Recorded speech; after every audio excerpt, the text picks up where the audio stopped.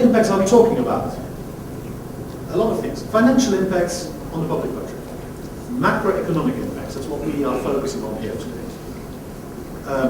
These days. Small and medium enterprises, something very important. The European Commission recently adopted a small and medium enterprises assessment as a need test.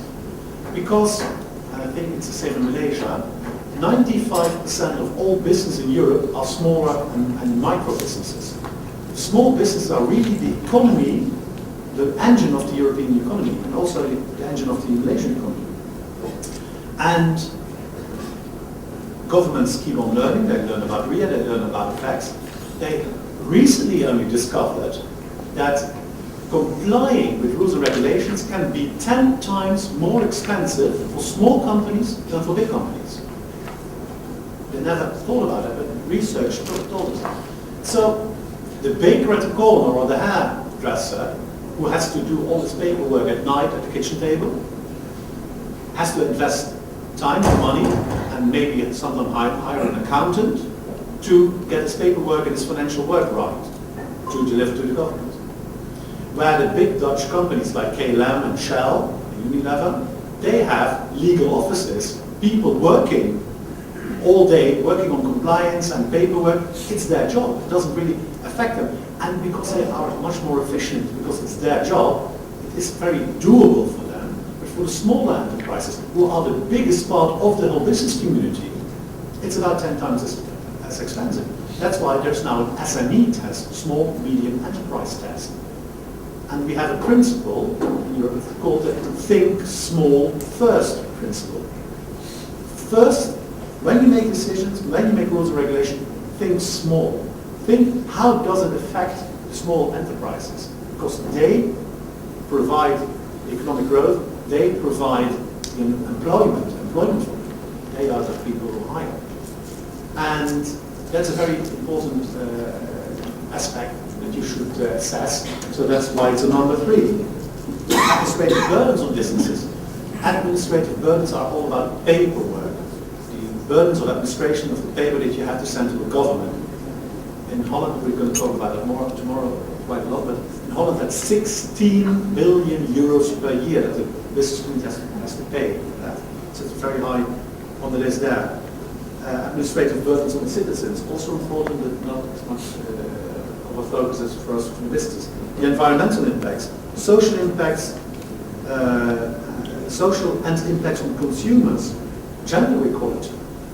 Are men and women equally able to assess the labor market? Are they equally able to open a business? If you want to have the economy grow, you need a full workforce. And if, for instance, in Europe, women get still paid less than men for the same jobs, that's still the case, and they want to change that, they look at regulation and say, hey, is this about gender equality? Should not everybody be paid equally for the same work? That's a question you can ask. We look at that as well. And impact on youth and future generations. If you have, let's say, thresholds for people to enter a market or start a business, that can be very difficult for young people because young people will not get a business loan as easy as somebody who's older and has proven to be a good businessman over the years. You can go to the bank, but if you have never had a business and you want to start a business and help the economy grow, the bank will not give you money. So look at regulation and see whether it empowers young people and future generations to start a business. But also future generations, meaning those who are going to live in your country. Is the air still clean? Is the water still clean? Can you still enjoy the parks and the green? All sorts of things that you can look at when you do RIA.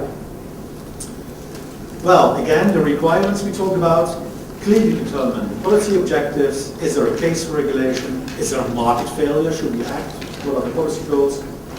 Consider the full range of available alternatives, regulatory and non-regulatory. Evaluate the likely possibilities of success. Consider the role of government, the characteristics of the sector.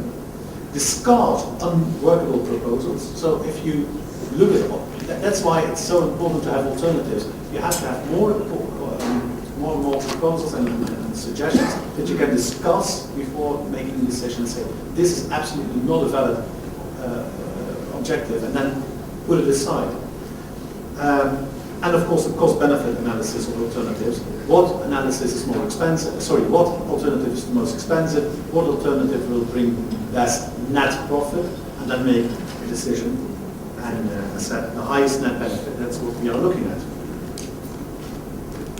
Look at these elements from a RIA. We're going to look at some things like problem and other principles of RIA like transparency or consultation in the coming 5-6 slides. Looking at a problem, many regulatory failures stem from an ill-defined or too narrow problem.